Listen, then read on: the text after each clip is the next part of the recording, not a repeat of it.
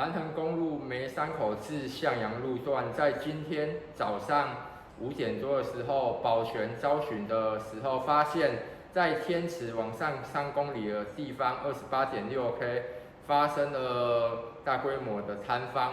目前我们的抢修机具已经在现场进行抢修工作中。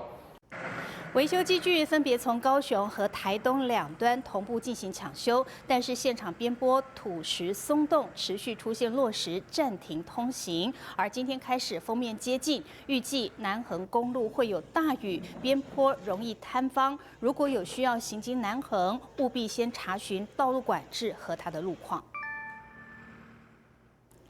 感染新冠病毒。